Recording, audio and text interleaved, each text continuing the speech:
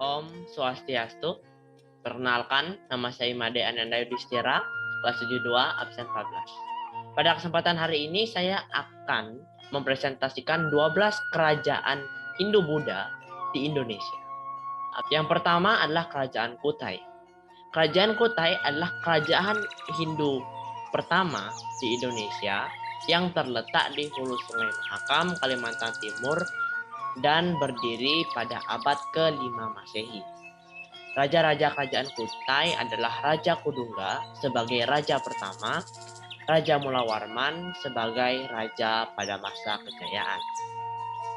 Peninggalan kerajaan Kutai adalah Prasasti Yupa. Prasasti Yupa ini terdiri atas 7 buah yupa yang berisi silsilah raja, letak kerajaan, sumbangan 20.000 ekor sapi oleh Raja Mulawarman untuk Brahmana, dan wilayah kerajaan. Selanjutnya Kerajaan Tarumanegara. Kerajaan Tarumanegara terletak di dekat Sungai Citarum, Jawa Barat, yang berdiri pada 358 Masehi atau abad keempat. Kerajaan Tarumanegara ini pernah menggali sungai Gomanti dan Chandrabaga sepanjang 11 km yang berfungsi sebagai sistem irigasi dan mencegah bahaya banjir. Raja-raja kerajaan Tarumanegara adalah Jayasingawarman sebagai raja pertama dan Raja Purnawarman sebagai raja pada masa kejayaannya. Peninggalan kerajaan Tarumanegara adalah Prasasti Caruteun, Prasasti Kebun Kopi, Prasasti Pasir Awi, dan Prasasti Tugu. Selanjutnya adalah Kerajaan Sriwijaya. Kerajaan Sriwijaya adalah kerajaan yang bercorak agama Buddha yang terletak di Palembang, Sumatera Selatan. Kerajaan Sriwijaya ini berdiri pada abad ke-7 Masehi. Kerajaan Sriwijaya mampu berkembang sebagai negara maritim. Selain mampu berkembang sebagai negara maritim, Kerajaan Sriwijaya juga menjadi pusat kegiatan ilmiah agama Buddha di Asia Tenggara.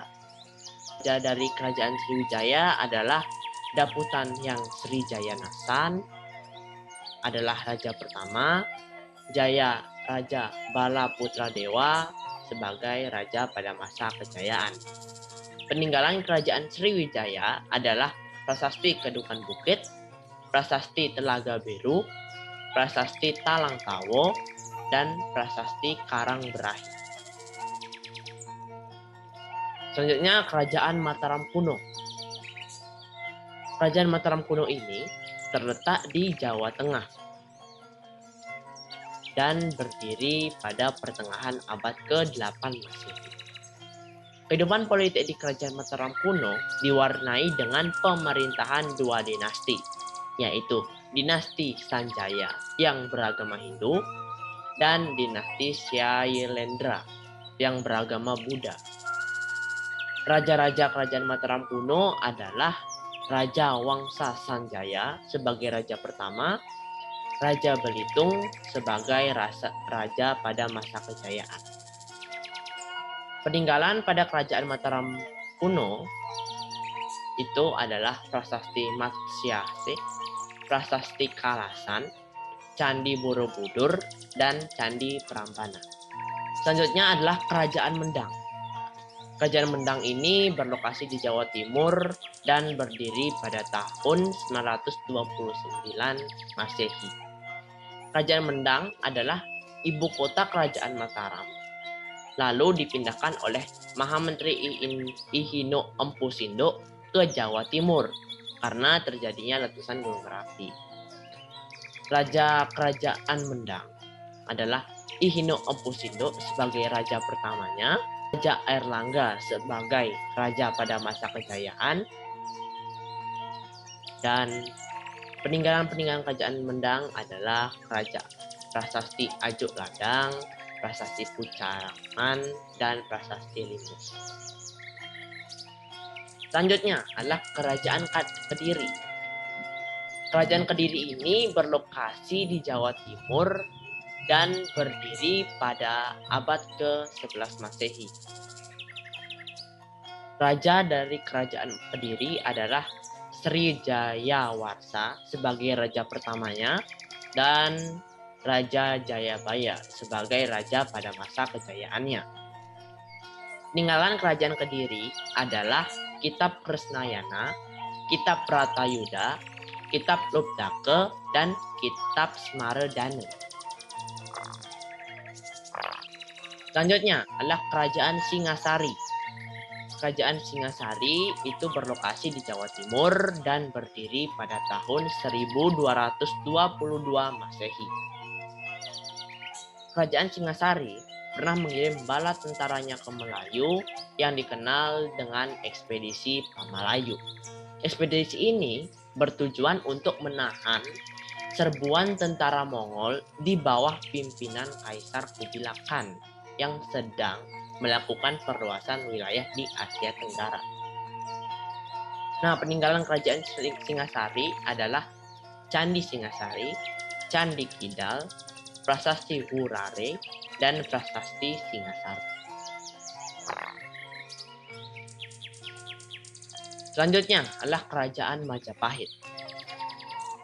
Kerajaan Majapahit ini adalah kerajaan Hindu terbesar di Indonesia. Kerajaan ini berlokasi di wilayah Jawa Timur dan berdiri pada tahun 1293 Masehi. Pada masa Majapahit, bidang sastra mengalami kemajuan. Salah satu karya sastra yang terkenal yaitu Kitab Sutasoma yang ditulis oleh Empu Tantul. Kitab Sutasoma memuat kata Bhinneka Tunggal Ika yang sekarang ini menjadi semboyan negara Indonesia. Nah, peninggalan Kerajaan Majapahit adalah Candi Panantaran, Candi Tikus, Candi Tigawangi, dan Candi Saweta. Kerajaan Buleleng.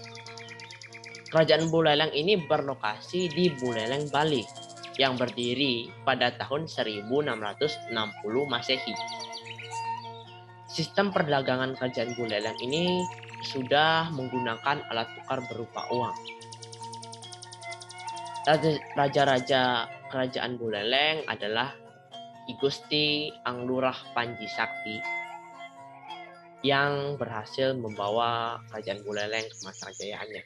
Jadi, I Gusti Anglurah Panji Sakti adalah raja pertama sekaligus raja yang berhasil membawa Kerajaan Buleleng ke masa kejayaannya. Oke, peninggalan Kerajaan Buleleng adalah Pura Tirta Empul, Prasasti Blanjong, dan Pura Panegel Dharma. Selanjutnya adalah Kerajaan Kalingga. Kerajaan Kalingga ini berlokasi di wilayah Jawa Timur yang berdiri pada abad ke-7. Kerajaan Kalingga yaitu Raja Prabu Wasumurti, yaitu raja pertamanya, dan Ratu Sima, yaitu ratu yang membawa Kerajaan Kalingga ke dalam masa kejayaannya. Peninggalan Kerajaan Kalingga yaitu Prasasti Tukmas dan Prasasti Sojomerto. Oke, Kerajaan Tulang Bawang. Kerajaan Tulang Bawang terletak di pantai tenggara Pulau Sumatera. Mata pencarian Kerajaan Tulang Bawang berupa pertanian dan perdagangan. Selain itu, Kerajaan Tulang Bawang juga sebagai tempat penghubung antara daerah Malaka dan Pulau Jawa. Nama raja yang berkuasa di Kerajaan Tulang Bawang tidak diketahui karena minimnya informasi tentang Kerajaan Tulang Bawang ini.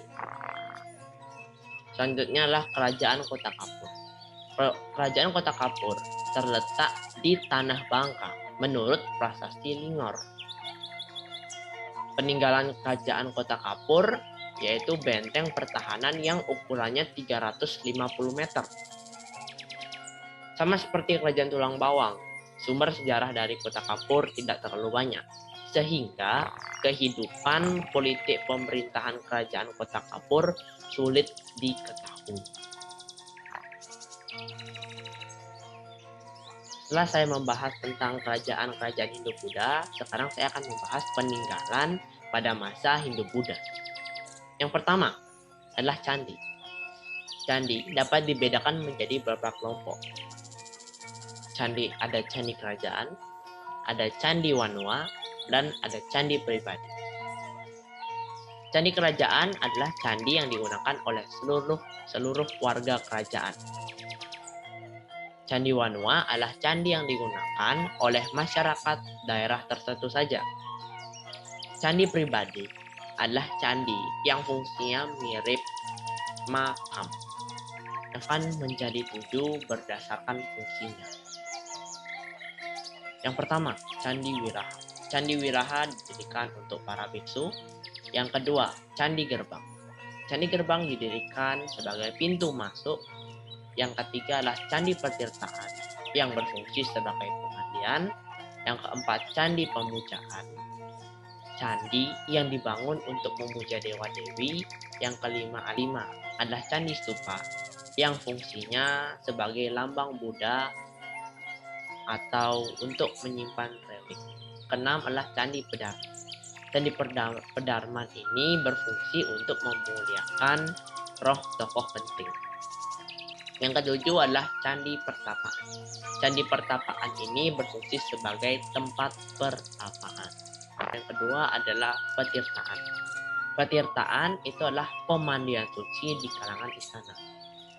Yang ketiga adalah Gapura. Gapura adalah bangunan berupa pintu gerbang. Yang keempat adalah pertunjukan wayang. Yang kelima adalah upacara agama. Contoh upacara keagamaan yaitu Mabem. Prasasti adalah tulisan pada batu yang berisi informasi sejarah. Yang keenam, kitab adalah karangan suatu peristiwa atau sejarah. Patung atau arca. Nah, patung Hindu berbeda dengan patung Buddha.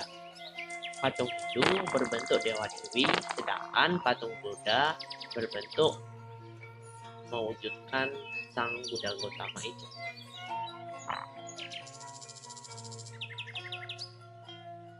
Sekian presentasi saya. Sekian, terima kasih. Om Santi Santi Santi.